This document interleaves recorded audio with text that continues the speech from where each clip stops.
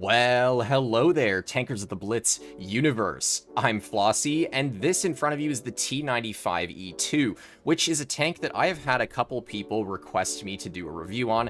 They're all calling it very underrated at tier 8, and I actually want to see what they're talking about. Is this tank actually good as these few players say it is? Because honestly, I think the majority of people, like at least 90% of people who may even own this tank, have never played it. Everyone overlooks it. I never see anyone talk about it at all. So yeah, we're going to kind of break the silence and see if this lives up to the hype that some of these players are saying it should. And we're going to break on into the tank stats and then play a couple of battles in it to see what this thing is capable of and what it might struggle in. So let's talk about the gun to start things off.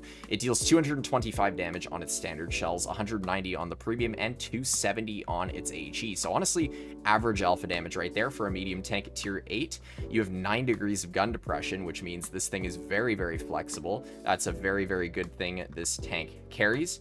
You have decent penetration on your standard of 194.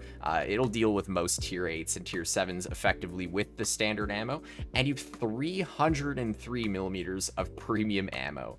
That is absolutely insane. That's almost tier 10 levels of premium pen, which, yeah, you're not going to struggle even against tier 9s to pen most of the tanks. In terms of your aim time and dispersion, you have an aim time of 3.2 seconds and a dispersion of 0.262. So on paper, at least, that looks fantastic. I am using refined gun, so even with refined gun, the aim time is still really, really good. And yeah, 0.262 dispersion doesn't look like you're going to be missing many shots in this tank. And your DPM of almost 2,500 while using calibrated shells is also fantastic as well for a tier 8 medium tank of this caliber. Now, looking at the mobility, this thing goes 48 forward and 20 in reverse. That magic 20 reverse speed number is going to allow you to get out of situations very quickly. I love to see 20 reverse speed. And honestly, the forward top speed is not anything crazy, but it's also not that bad either. And just looking at this hull traverse rate, 70 degrees a second, that seems very, very quick. Pairing it with your 43 turret traverse rate, I feel like this thing is going to be very maneuverable overall. Now, I did briefly look at the armor profile of this tank. It doesn't seem very good. I mean, it is a tier 8 medium, so I kind of take that into account that no tier 8 medium's armor profile is really going to be that good unless you're in a hull down monster. But yeah, this thing, you're going to be getting penned in the turret. The upper plate's pretty strong when you're using 9 degrees of gun depression. Your lower plate is a big weak spot, and so is that giant tumor-looking hatch on top. Honestly, this tank looks similar to an E6. But we're going to see how it's going to play in these 3 live battles here. So let's jump right on into game number 1. And here we are, Oasis Palms for game number 1. Very good map for a medium tank like this if I have the right team support. Now, because I just mentioned the armor profile is kind of non-existent, you want to have team support with you in this sort of tank. I can tell you that right now. Even without me really playing this thing all too much, I can tell you right now, I'm going to be sticking with my team. It doesn't really matter which way they go, but considering they're like all going heavy side, I'm going to have to play a very weird way because I don't want to go heavy side in this thing. Obviously being a medium, I want to be on the medium side, but like looking at their lineup, I also would rather not fight a Super Hellcat T69, T2065. Like a lot of these tanks are probably going to be on medium side, as you can see here. And I didn't want to get myself into that spot where I was going to have to deal with them over there. But honestly, it looks like their Super Hellcats just pushing like crazy. My goal right now is to try and help out our heavies clear out this side of the map. You can see the 252 is rolling off to the heavy flank. Very, very aggressive, completely in the open. And we're going to start loading our premium shells because the 252 has fantastic armor.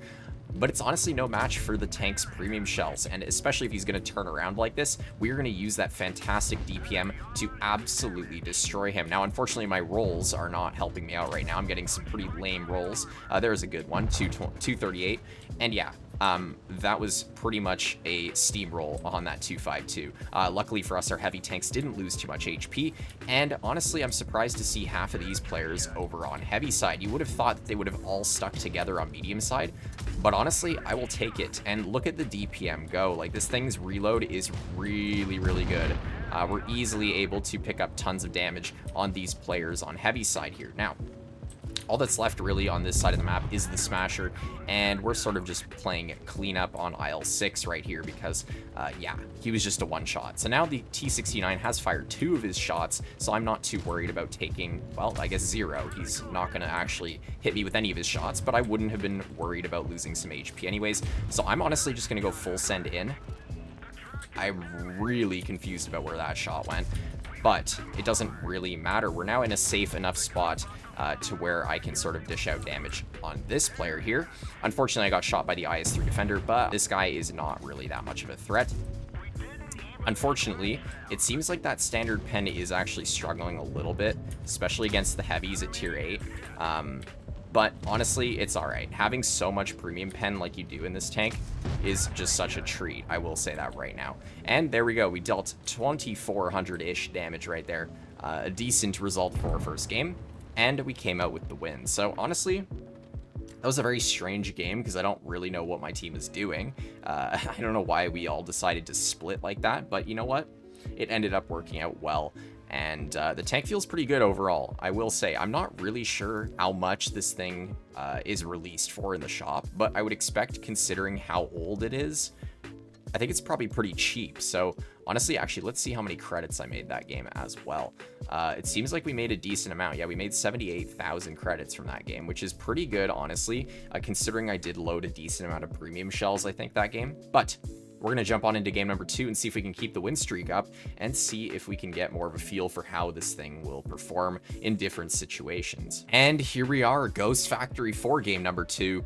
This is a interesting map for a tank like this, and I really want to see what spawn we get before I make my decision on where I want to go, because yeah, Ghost Factory really depends on the spawn. Medium side is usually only good on like one of the 2 spawns. The one where you have to go underneath the bridge, you kind of get YOLO'd half the time you go there. So yes, haha, this is the good medium tank spawn. So I am actually going to go medium side. So let's do that. Now, I don't know if you guys are like this, but I think the main reason I personally don't play a tank like this is, well, number one, there's more interesting tanks to play out there. This tank is definitely, in my opinion, underrated. I think the gun is very good, mobility is very good. But it's not very exciting to play, and also the tank is super ugly, man. Like, this has to be one of the ugliest tier 8s in the entire game. Like, the hull looks fine, but it's just the turret with that huge tumor on top that just kind of ruins the whole look of it. And I don't know if you guys are like this, but I will play a tank sometimes only for its looks. If I'm going to be staring at a tank for like 3 minutes of battle, for like 30 games or something, if I'm playing a long session, I want my tank to look good, right? Like, I don't want some shitty looking tank that I have to stare at for this length of time. So I don't know. Let me know in the comments if you guys are the same about this this sort of topic. But anyways, we do get unfortunately penned by the scent. I was kind of hoping to like just save all of my health, but you know what? Screw it, bro. We're gonna poke that Caliban, and bro's accuracy actually just like skill issued him out of hitting me. So there you go. Excellent stuff. I'm not really sure how my Action X is already dead. I mean, I kind of have an idea. Like, he went medium side by himself, like the TS5 Bison and the K2 are also doing. But, like, yeah, I don't know, guys. This is a very, very sussler game already, and we're just getting started here. Unfortunately, my ammo rack was the thing that got damaged there, so that's not fun. And also, this SU is just full sending right on over the hill. Luckily, his aim was either not very good, or I backed up in time to where my my hull wasn't really showing. Because I think against a tier 7 tank like the SU, your turret armor will be okay. Unfortunately, I do get tracked by this scent right here. And I am also getting rolled up on by the Caliban. That's not fun. I'd rather get shot at by the scent than the Caliban. So I'm just going to push very aggressive over here. This team is absolutely horrible. Like, my team I'm talking about.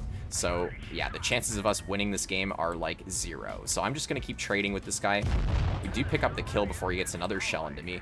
This Caliban is very, very hungry for my booty, and apparently he does hit that. Wow, that's actually impressive. I was not expecting him to hit that shot, but he does. Now I'm on 17 health, so this is probably not going to be a win. I mean, it wasn't really going to be anyways, but I could have lived a bit longer if I had the HP, so that's very sad, but it is what it is. You can see, though, we've gotten out a lot of damage this battle, all things considered, so... And we're going to keep getting out damage here while these enemy players are still far-ish away from me. So we're going to hope the ISU doesn't HE me. We're at 3,200 damage so far. Maybe I can get a high roll and kill him. Unfortunate stuff right there. And we do end up getting killed by the Vipera. That was a pretty good game, though. Like, again, my team was pretty terrible. Honestly, they were just buns, bro. Like, I don't even know what to say about that. My team was just buns. But even with that horrible team... Still, 3,500 damage. Like, you can see the farming capabilities of a tank like this is absolutely amazing. And oh my bad, that was a very, very bad team right there. And look, even with that, we still made 116,000 credits with that loss. Very, very impressive from this tank, I will say. I kind of went into this video, like, not really expecting much from this tank. And I'm actually genuinely surprised, and in a good way.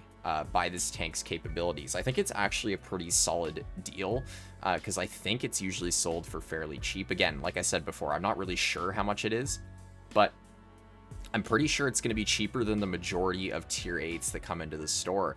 And considering you're going to be making a lot of credits in a tank like this, I don't know, like, to me, this seems pretty good. Like, very, very underrated from what I'm seeing so far. But we're going to get into game number 3 on Castilla right here. Unfortunately, no tier 9 battles, it seems, for this video. We're going to be making our way towards medium side hill once again.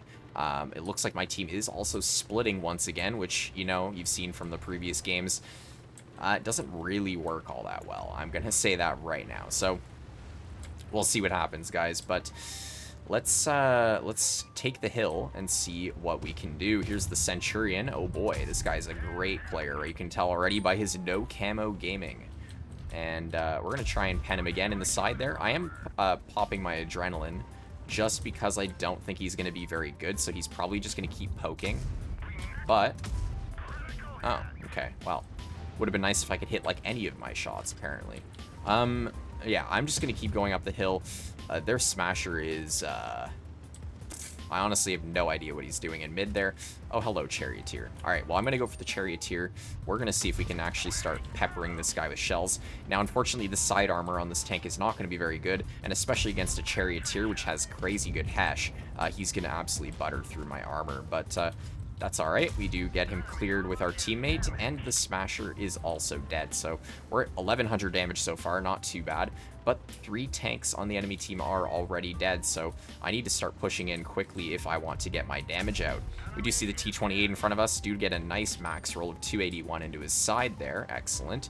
And now I'm going to take this position right above because I know that they don't really have many tank destroyers sitting at the back since the T-28 is spotted and since the Titan Strife and probably Titan, or Silencer, sorry, is on heavy side. So we're going to get a lovely shot into the T-28's engine right there, and he does get ammo racked, which is that's pretty great, I'm not gonna lie. We do have the 590, who's probably gonna jump off the hill and get absolutely rolled by our T-44. So honestly, I'm gonna ignore this 590, and it looks like the T-44 is gonna do the exact same.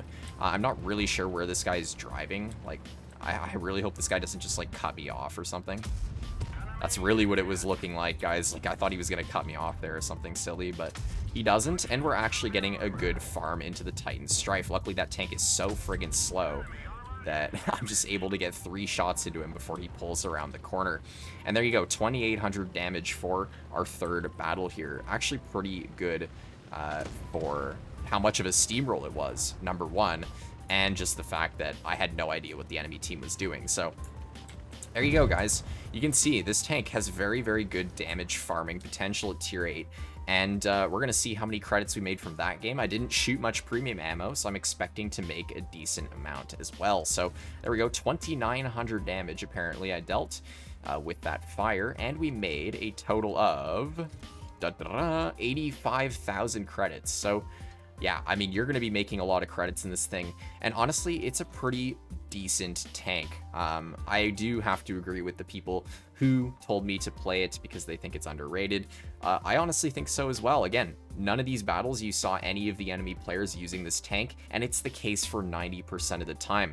If you have this tank in your garage, try it out. If you don't have it and you're looking for a probably cheap, decently cheap tier 8 to go for that's pretty fun and has some good capabilities for farming and making credits, this might just be the tank for you. Anyways, for any of you out there who are not yet subscribed to my channel, I highly recommend you do so, as it's a fantastic way to support content like this and stay up to date when I post videos almost daily. And with that, I will see you all in the next one. Bye-bye.